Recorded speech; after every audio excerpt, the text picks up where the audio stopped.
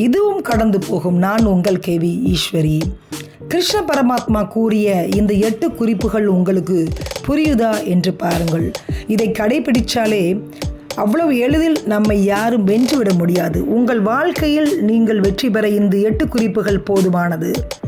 குருச்சேத்திர போர் நடக்கும் பொழுது இந்த போர் இப்போது தேவைதானா என்று சிந்தித்து கொண்டிருக்கும் அர்ஜுனனிடம் கிருஷ்ண பரமாத்மா உரையாடிய உரையாடல்கள் தான் பின்னாளில் பகவத்கீதை என்கிற சக்தி வாய்ந்த புனிதமாக நூல் உருவாக காரணமாக அமைந்தது. கிருஷ்ண பரமாத்மா அர்ஜுனரிடம் கூறிய ஒவ்வொரு உபதேசத்திற்கு பின்னால் ஒளிந்திருக்கும் கருத்துக்கள் இந்த கலியுகத்திலும் மக்களுக்கு பயன்படக்கூடிய வகையில் உள்ளது. ஆச்சரியப்படத்தக்கதாகும். அந்த வகையில் கிருஷ்ண பரமாத்மா கூறிய இந்த 8 குறிப்புகள் உங்களுக்கு புரிகிறதா என்று இந்த பதிவின் மூலம் பாருங்கள். இந்த உலகத்தில் எதுவுமே நிரந்தரமில்லை என்று அவர் கூறுகிறார். நிலையற்ற ஒன்றின் மீது நீங்கள் நம்பிக்கை வைத்தால் அதனால் கிடைக்கப் போவது என்னவோ ஏமாற்றம்தான். நித்திய ஜீவன், அதாவது நம் உடலுக்குள் இருக்கும் ஆத்மாவை தவிர இந்த உலகில் எதுவுமே நிரந்தரமில்லை. எனவே நிரந்தரமற்ற நம் உடலை கொண்டு எதையும் யோசிக்காமல் நிரந்தரமாக இருக்கும் உள்ளத்தினால் யோசிப்பது நன்மைகளை கொடுக்கும். தனக்கு கொடுக்கப்பட்டுள்ள பொறுப்புகளில் இருந்து தட்டி கழித்து பயந்து ஓடுவதில் விடுதலை கிடைப்பது இல்லை.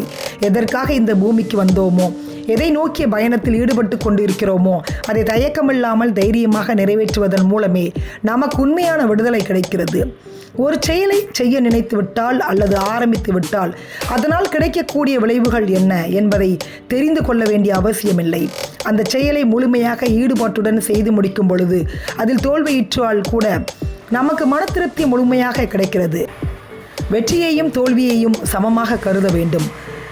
புத்தர் கூறியது போல அன்றே கிருஷ்ண பரமாத்மா கூறியுள்ளார், ஆசையே துன்பத்திற்கு காரணம் என்று.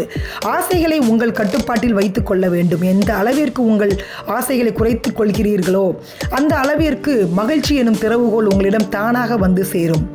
சுயநலம் என்னும் தூசியை அகற்றினால் தான் தெளிவு என்னும் கண்ணாடி நமக்கு தெரிய ஆரம்பிக்கும். கண்ணாடி போன்ற தெளிவான உள்ளத்தை அடைய சுயநலம் என்னும் தூசுகளை துடைத்து தெளிவையும் தன்னம்பிக்கையும் அதிகரிக்க செய்ய வேண்டும். நம் வாழ்வில் எந்த ஒரு விஷயத்திலும் ஏறக்குறைய இருக்கக்கூடாது, சமநிலையாக இருக்க வேண்டும். பசி, தூக்கம், துக்கம், உடல், இன்பம், துன்பம் எல்லாமே கூடவோ குறையவோ இல்லாமல் சரிசமமான அளவில் நாம் வைத்திருக்க வேண்டும். கோபம் ஒரு மனிதனை முட்டாளாக்கி விடுகிறது. நிதானமாக யோசிக்கும் பொழுதுதான் செய்யும் செயலில் அர்த்தம் உண்டாகிறது. கோபத்துடன் செய்யும் எந்த ஒரு செயலும் பயனற்று போகிறது. மிகப்பெரிய பலம் வாய்ந்தவனையும் பலமிழக்க செய்யும் இந்த கோபத்தை தவிர்ப்பது நல்லது. நீங்கள் எதை நினைக்கிறீர்களோ அதுவாகவே ஆகிறீர்கள் என்று கூறுகிறார். ஒரு விஷயத்துக்காக நீங்கள் போராடாத பொழுது அந்த விஷயத்தை நினைத்து கவலைப்பட வேண்டிய அவசியமும் இல்லை. தூணிலும் இருப்பான், துரும்பிலும் இருப்பான் என்பது போல இறைவன் ஒவ்வொரு அணுவிலும் நிறைந்து இருக்கிறார். இறைவன் உங்களுக்குள்ளும் இருக்கிறார் என்பதை உணர வேண்டும். பகவத்கீதையின் இந்த 8 பொன்மொழிகளை வாழ்வில் கடைபிடித்து வந்தாலே எவரும் வெல்ல முடியாத அளவிற்கு உயரத்தை எட்டுவோம். மீண்டும் சந்திக்கலாம். நன்றி.